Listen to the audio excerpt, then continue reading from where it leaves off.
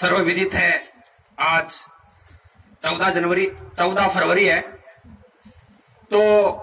वैसे 2019 से पहले ये एक अलग दिवस के रूप में मनाया जाता था, लेकिन हमारे विद्यालय ने एक पहल की, प्रधानाचार्य महोदया की ये दूरदर्शी सोच कि 14 फेब को हम भारतीय संस्कृति में ढालें। और भारतीय संस्कृति में ढालने का उद्देश्य कि हमारे देश के नौजवान 40 नौजवान जो इस देश की रक्षा करते हुए सीआरपीएफ के जवान जो शहीद हो गए, तो शहीदों के लिए वैसे बहुत सारे दिवस हर विद्यालय में अपने देश में मनाए जाते हैं, लेकिन ये स्पेशल दिन चुना गया जिसको ब्लैक डे के नाम से जाना गया। तो जैसा कि मैं जानता हूं और आप सभी जानते हैं कि हर दिन अपने आप में महत्वपूर्ण होता है, लेकिन आज का दिन हमारे देश के लिए बहुत ही मनहूस है। चाहे वो राजनीतिक मसला हो या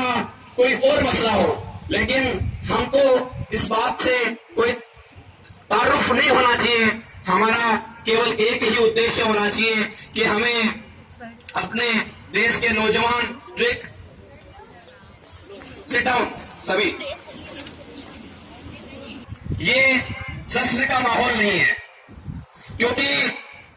हमारे विगत दिन जो हम यहाँ पर उपस्थित थे, तो मैं आपको बताना चाहता हूँ कि जब अधिकतर हमारे ग्रामीण परिवेश के बच्चे हैं जिनका सपना होता है कि हम देश की सेवा करें, और सेवा करने का उद्देश्य है कि हम अपने हितों का भी ध्यान रखें और अपने हितों का ध्यान रखते हुए हम देश की रक्षा करें। तो इस रक्षा करना के लिए हमारे को बहुत सारे परीक्षाओं से गुजरना पड़ता है, और अगर एक माँ का बेटा देश की रक्षा के लिए जाता है तो इस बात की कोई गारंटी नहीं है कि वो वापस पुनः अपने कदमों पर चलकर आएगा। हो सकता है जब वो आए तो वो अपने 8 कदमों पर चलकर आए, 2 कदमों से जाता है और जब वो वापस आता है तो हो सकता है कि वो 8 कदमों पर आए। तो मैं आपको बताना चाहता हूं कि हमारे ग्रामीण परिवेश के जो बच्चे हैं, अधिकतर मैं उनसे जानता हूं कि आपका लक्ष्य क्या है। वो बताते हैं कि सर हमें देश की सेना में जाना है और बहुत जल्दी हम देश की आज भी मैं बच्चों से पूछ रहा था तो अधिकतर बच्चों का ये जवाब था कि सर हम देश की सेवा करना चाहते हैं। और सेवा करने का हमारा उद्देश्य है कि जो हमारे देश के शहीद हो गए उसके लिए तो हम कुछ नहीं कर सकते, हम संवेदना व्यक्त कर सकते हैं, लेकिन भारत माँ ने इतने शेर जन्मे हैं कि कुछ शेरों के चले जाने से भारत माँ के वीर जवान कम नहीं होंगे, और हम इतने मात्रा में हैं कि हम इतने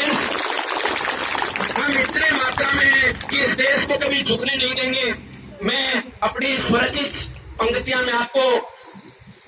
आपके सामने निवेदित करता हूं। आपको कितनी पसंद आती है ये इतना महत्वपूर्ण नहीं है, लेकिन मेरे जज्बातों को आप सुनना कि अगर मिट्टी के पुतलों में भी जान होती है, आवाज आ रही है मेरी? yes, मिट्टी के पुतलों में भी जान होती है। मैं इस देश की समृद्धि हो यही अरमान रखता हूं, इस देश की समृद्धि हो यही अरमान रखता हूं।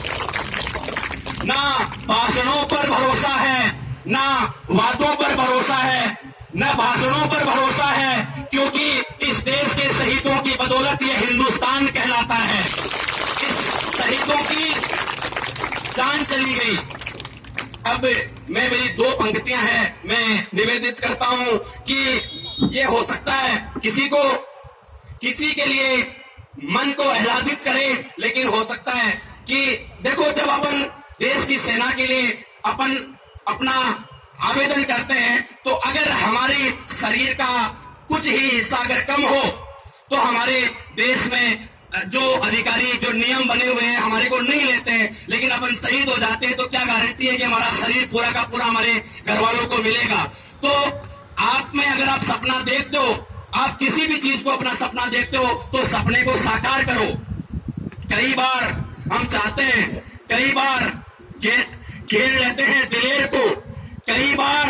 न चाहते हुए भी घेर लेते हैं दिलेरों को, न चाहते हुए भी घेर लेते हैं दिलेरों को, फिर भी हमारे देश के कई बार कुत्ते भी घेर लेते हैं हमारे शेरों को, कई बार घेर लेते हैं